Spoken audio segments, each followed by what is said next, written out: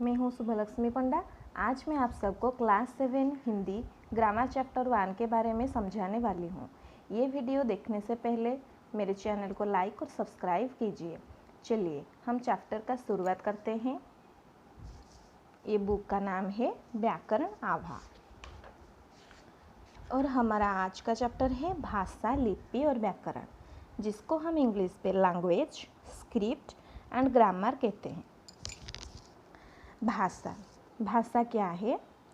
भाषा शब्द संस्कृत की भाष धातु से बना है, जिसका अर्थ है बोलना।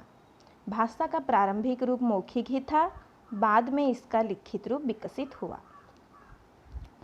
भाषा वह माध्यम है जिसके द्वारा अपने मन के भावों और विचारों को बोलकर या लिखकर प्रकट किया जाता है और दूसरों के भावों और विचारों को जाना जाता है। इसका मतलब है भाषा के द्वारा हम अपने मन के भावों और विचारों का आदान प्रदान करते हैं। उसके बाद भाषा के रूप। भाषा के दो भेद होते हैं, मौखिक भाषा, लिखित भाषा। मौखिक भाषा क्या है? भाषा के जिस रूप से मन के भावों और विचारों का आदान प्रदान बोलकर और सुनकर किया जाता है, उसे मौखिक भाषा कहते हैं। जैसे कि लड़के का फ़ोन पर बातें करना, नेता का भाषण देना और सब्जी वाले का आवाज़ लगाना इत्यादि। मौखिक भाषा में हम बोलते हैं और दूसरा हमारी बात सुनता है। उसके बाद लिखित भाषा। भाषा के जिस रूप से मन के भावों और विचारों का आदान प्रदान लिखकर और पढ़कर किया जाता है, उसे लिखित भाषा कहते हैं। जैसे कि शिक्षिका व्याकरण की जानकारी श्यामपट्ट पर लिख कर दे रहे हैं, लड़की कागज पर कुछ लिख रही है। ये सब चित्रों में हम लिख रहे हैं तो दूसरा हमारी बात पढ़ते हैं, इसको हम लिखित भाषा कहते हैं। मातृभाषा। मातृभाषा का तात्पर्य यही है जो बच्चा सबसे पहले अपनी माँ और परिवार को भाषा को हम मातृभाषा कहते हैं। एक बच्चा अपनी परिवार से जो भाषा सीखता है, उसको ही मातृभाषा कहते हैं। राष्ट्रभाषा। जिस भाषा का देश के अधिकतर निवासी प्रयोग करते हैं, उसे राष्ट्रभाषा कहते हैं। जैसे कि भारत में हिंदी, अमेरिका में अंग्रेजी आदि। जिन देशों में जो भी भाषा अधिक प्रयोग होता है, उसको ही राष्ट्रभाषा कहते हैं। राज्यभाषा।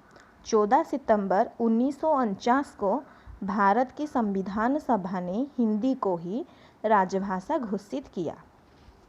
इसीलिए प्रत्येक वर्ष 14 सितंबर को हिंदी दिवस के रूप में मनाया जाता है। भारत की अन्य भाषाएं। हिंदी के अलावा हमारी भारत में अन्य भाषाएं भी हैं, जैसे कि संस्कृत, कश्मीरी, बंगला, पंजाबी, असमिया, मणिपुरी, नेपाली, उड़िया, तेलुगु, तमिल, कन्नड़, मलयालम, कोंकणी, मराठी, गुजराती, सिंधी, उर्दू, बोडो, संथाली, मैथिली, डोगरी और हिंदी। बोली। देश के किसी सीमित क्षेत्र में बोली जाने वाली स्थानीय भाषा बोली कहलाती है। देश के किसी क्षेत्र में हम जो भाषा बोलते हैं, उसको ही हमारा बोली कहते हैं। लिपि। भाषा की मौखिक ध्वनियों को जिन चिन्हों के द्वारा लिखित रूप दिया जाता है, उन्हें लिपि कहते हैं। इसका मतलब है हम लिखने के लिए कुछ चिन्ह का ज़रूरत होता है, उन्हीं चिन्हों को लिपि कहते हैं। व्याकरण।